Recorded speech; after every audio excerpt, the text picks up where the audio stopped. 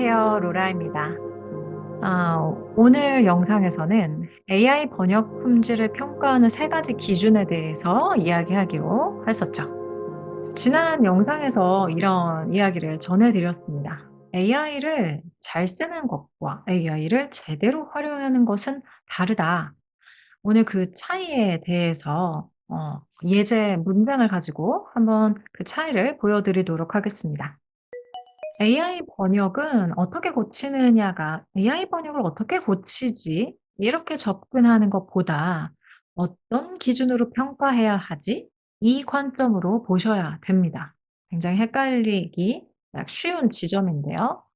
그래서 지금은 번역 기술을 누가 더 많이 가지고 있느냐, 누가 더 번역 기술을 하나라도 더 빨리 많이 쌓고 있느냐의 관점이 중요한 시기라기보다는 '판단 기준이 중요한 시기다.'라고 이렇게 봐 주셔야 된다라고 계속 말씀을 드리고 있죠.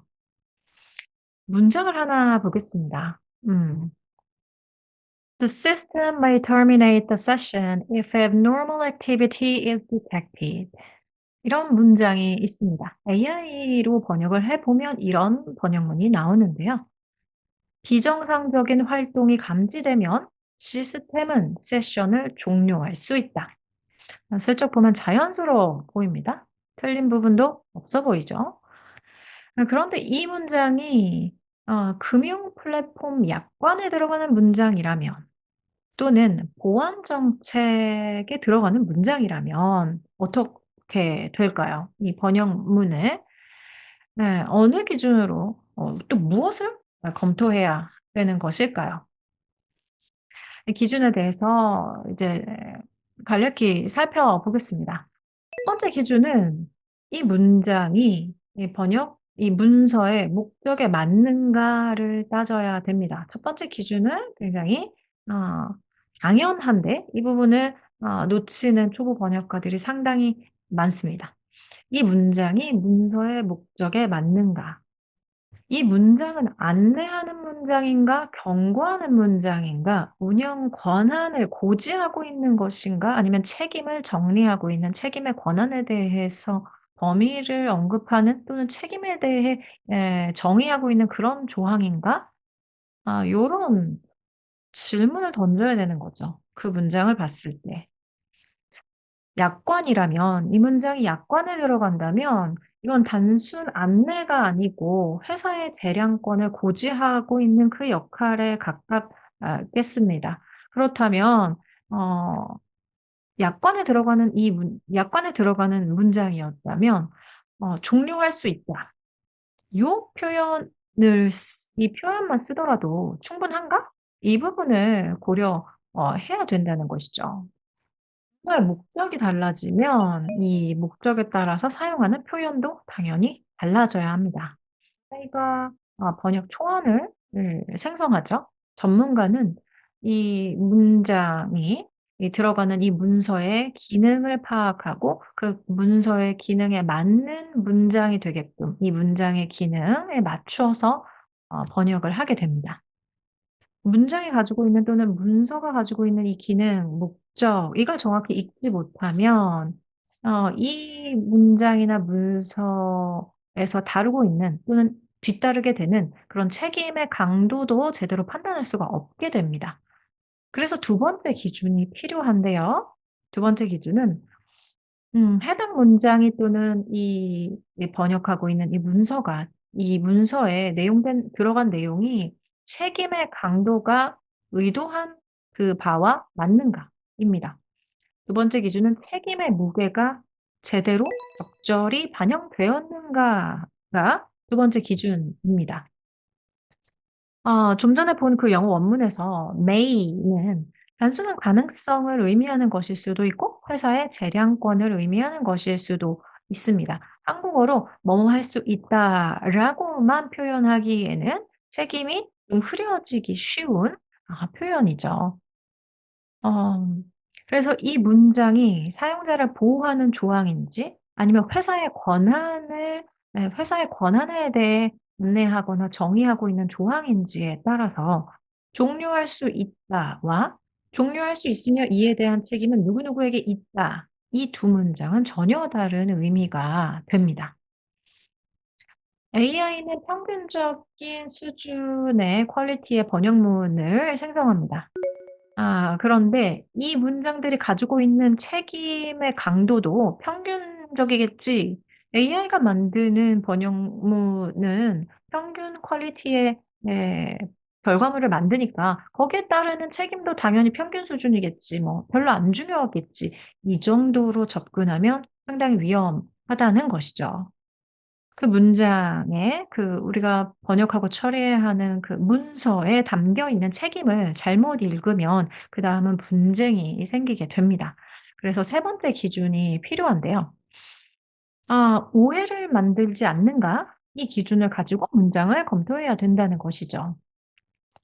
사용자가 이 문장을 읽었을 때, 이 문서 내용을 읽었을 때 어떤 특정한 서비스가 언제 종료되는지, 어떤 기준으로 종료가 되는지, 이것에 대해서 이의 제기를 할 수 있는지, 어 사용자가 읽었을 때 내용이 헷갈릴 만한 그런 여지는 없는지, 이런 부분들을 검토해야 합니다. 문장을 우리가 만들거나 편집하거나 검토하고 수정할 때 오해가 생기면 그 오해가 분쟁으로 이어질 수 있죠. 그래서 기술 번역은 문장을 출발어에서 도착어로 요렇게 옮기는 일을 하는 것뿐만 아니라 분쟁 가능성을 줄이는 일이라고도 볼 수 있습니다. 이 역할이 현재 그리고 향후 앞으로 굉장히 중요해진다라는 것입니다. 앞서 우리가 살펴본 이 세 가지 기준은 계속 말씀드리지만 그냥 영어를 잘한다고 저절로 생기는 그런 기준은 아닙니다. 또 그렇다고 '문장을 잘 써내는 문장력이 있는 사람이라면 해결할 수 있는가?'라고 본다면 또 그렇지 않습니다. 이 세 가지 기준은 문서를 보는 관점의 문제다라고 생각하시면 되겠는데요. 문장을 볼 때 기능을 읽어내지 못하면 이 문장이 원래 역할해야 하는 그것을 무엇인지 목적을 읽어내지 못하면 이 책임 여부를 판단하는 부분은 당연히 놓칠 수밖에 없을 텐데요. 이런 책임 여부를 판단하는 이 중요한 부분을 놓치게 된다면 번역문 안에 숨겨져 있는 원래 다루었어야 하는 그런 위험성을 당연히 통제할 수가 없게 되겠죠. 그래서 지금 필요한 번역가는 번역가라는 이름이 다른 역할로 바뀌겠지만 지금 필요한 건 번역을 잘하는 사람보다는 판단 기준을 가진 사람이다. 그래서 과거와 기준점이 방향성이 많이 달라졌다. 이제는 판단 기준을 가진 사람을 번역을 잘한다라고 본다는 의미입니다.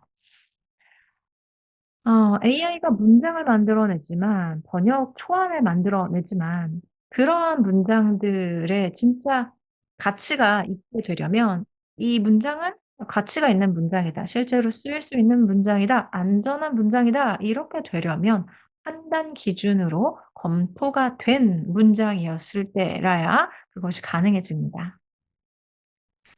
앞서 말씀드린 이 세 가지 기준이 자연스럽게 이해가 되셨나요?